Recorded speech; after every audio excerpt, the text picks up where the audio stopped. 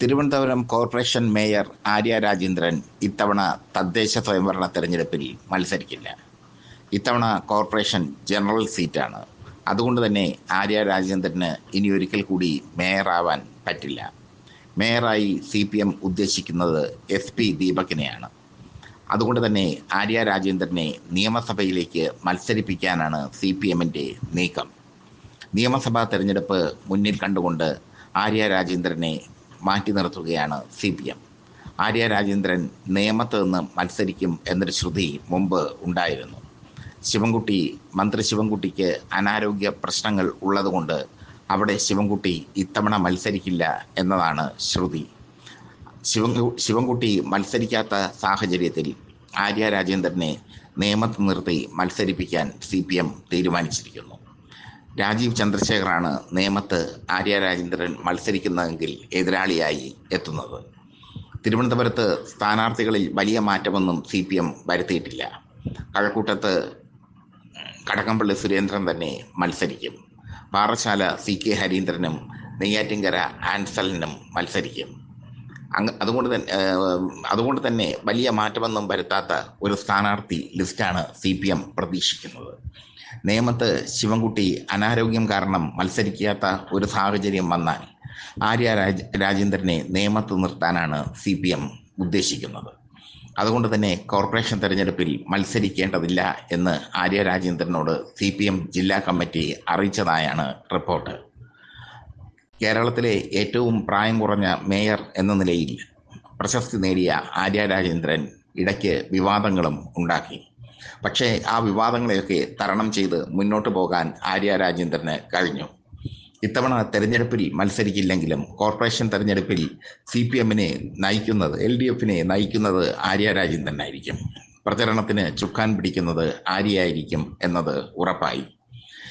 SP ദീപക്കാണ് തിരുവനന്തപുരത്തെ mayor സ്ഥാനാർത്ഥിയായി SP ദീപക്കിന് പുറമെ Chala area committee secretary advocate SI സുന്ദറിൻ്റെ പേരും വന്നിട്ടുണ്ട്. എന്തായാലും ഇവർ രണ്ടുപേരിൽ ഒരാളായിരിക്കും മേയർ സ്ഥാനാർത്ഥിയായി വരിക. SP ദീപക് തിരുവനന്തപുരം പേട്ട കോർപ്പറേഷനിൽ നിന്നാണ് മത്സരിക്കാനുള്ള സാധ്യതയുള്ളത്. എന്തായാലും ആര്യ രാജേന്ദ്രൻ മത്സരിക്കില്ല എന്നത് ഉറപ്പായി. ആര്യ രാജേന്ദ്രൻ മത്സരിച്ചില്ലെങ്കിലും കോർപ്പറേഷൻ തെരഞ്ഞെടുപ്പിനെ ആര്യ തന്നെ നയിക്കുമെന്നുള്ളതും CPMൻ്റെ തീരുമാനമാണ്. നേമത്ത് ശിവൻകുട്ടിയെ തന്നെ നിർത്താനാണ് CPM ആഗ്രഹിക്കുന്നത്, മന്ത്രി ശിവൻകുട്ടിയെ. പക്ഷേ ശിവൻകുട്ടി ഇനിയൊരംഗത്തിന് കൂടി ഇറങ്ങുമോ എന്നുള്ളത് സംശയമാണ്. അനാരോഗ്യം അദ്ദേഹത്തെ വല്ലാതെ ബാധിച്ചിരിക്കുന്നു. അതുകൊണ്ട് തന്നെ ശിവൻകുട്ടിക്ക് ഇനിയും മത്സരിക്കാൻ താല്പര്യമില്ല. പക്ഷേ ശിവൻകുട്ടി മത്സരിച്ചില്ലെങ്കിൽ നേമം സീറ്റ് കയ്യിൽ നിന്ന് പോകും എന്നുള്ളത് CPMന് അറിയാം. അതുകൊണ്ട് തന്നെ പരമാവധി ശിവൻകുട്ടിയെ മത്സരിപ്പിക്കാനാണ് CPM ശ്രമിക്കുന്നത്. ശിവൻകുട്ടി മത്സരിക്കാത്ത സാഹചര്യത്തിൽ ആര്യ രാജേന്ദ്രൻ നേമത്ത് മത്സരിക്കും എന്നുള്ളത് ഉറപ്പായി. കോർപ്പറേഷൻ തെരഞ്ഞെടുപ്പിൽ ആര്യ രാജേന്ദ്രൻ മത്സരിക്കാതെ മാറി നിൽക്കുന്നത് അതുകൊണ്ടാണ്. ആര്യ രാജേന്ദ്രൻ പ്രചരണത്തിന് ചുക്കാൻ പിടിക്കും.